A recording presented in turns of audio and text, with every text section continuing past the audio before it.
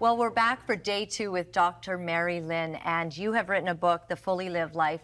I consider you one of the wisest, most discerning women I have ever met on this planet, and I am Wow. not just Thank throwing you. that out there, you know, as a random comment or something that's not sincere. You have the gift of wisdom, and that is from God Himself, and you Yeah. know that you are gifted with that, and that's why you're able to do such incredible counseling. But you spoke with Brian yesterday, and kudos to you actually trying to get Brian I know. to just get more in touch with his feminine self, which he is not. Yeah. He is not. He is all man. I would love to fix him. Yeah, I know. We know how we can help Brian. Yes, yes. Yeah. No, the thing is, I mean, he is so magnificent. I loved what you were talking about. Yeah. He was speaking with you about shame and Yes. sometimes the baggage that we carry. I wonder if you can follow up and kind of give some insight as to how do we begin to deal with that baggage that Right. we are all carrying. Right. Well, speaking of, I was joking when I said about fixing Brian's problems, because a lot of time our thinking is we just got to fix the problem. Tell me the solution and let's just fix it. Right.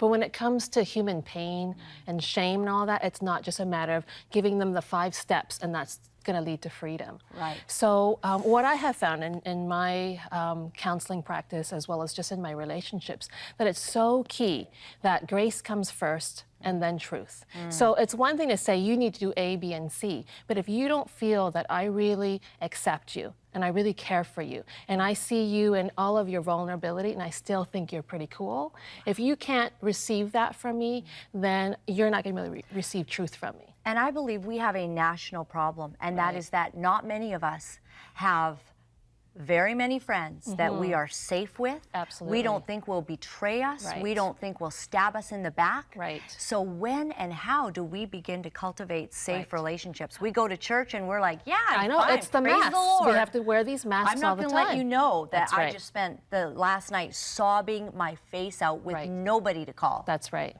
yeah.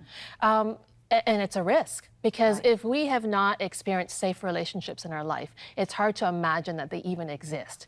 You know, and often feeling unsafe comes because we've had a history of abuse or trauma, or we've experienced rejection by others, or we've experienced betrayal by others. So it's hard to break past that. So in that case, I find it's helpful to reach out for professional help because there is somebody whose job it is to be as safe as possible. And if they're going to be effective as a counselor, they need to really see you, really accept you, and really offer that safe place. Right. And so that's what we do in our office. It's so critical. And sometimes it may take a while because healing takes that long-term relationship where I feel like I can be honest with you, I can be authentic with you, I can share my pain with you, and you're going to still accept me. Right.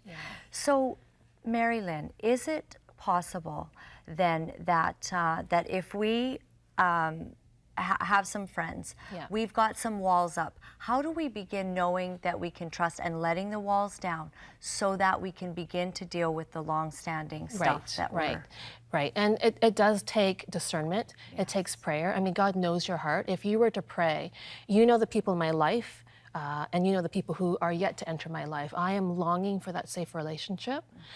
Lord, would you bring that person into my life or make them aware? And then you begin to kind of explore. So I might not, if I feel that you're a trusted friend, I might not just kind of sit down and just go bleh with my whole entire story, but I might share something that's a bit more vulnerable with you. And if you respond well, and you respond with compassion and understanding, then I can go, oh, well, maybe I can try more. And that can be how it develops. Now, if I've experienced a lot of trauma or abuse, that is a big burden for me to put on your shoulder as a friend, because friends will often feel helpless. How do I help? So that's when you can still rely on friends to be safe for you, that they know your story.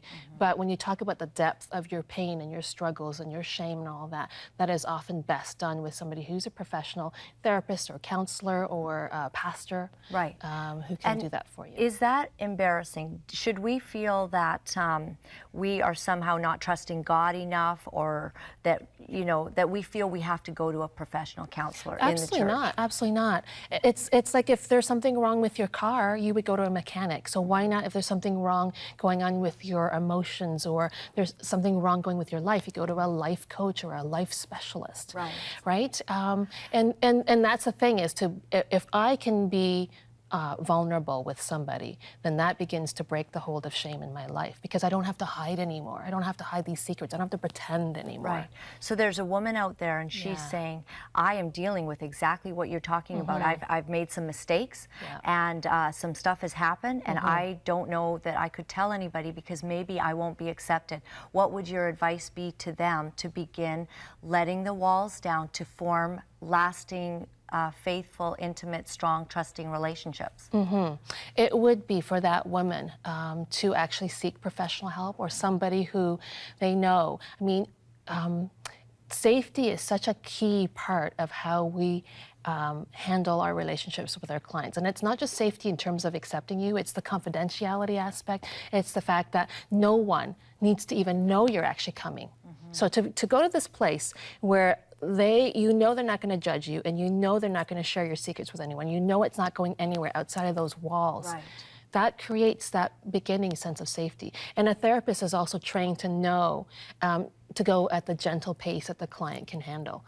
And when they're beginning to receive that care and that sense of grace, then they begin to hear the truth. Because out of trauma, many times we will develop dysfunctional ways of thinking or reacting, or the way we handle relationships, when we have false beliefs about ourselves or about God and others, and all those do need to change.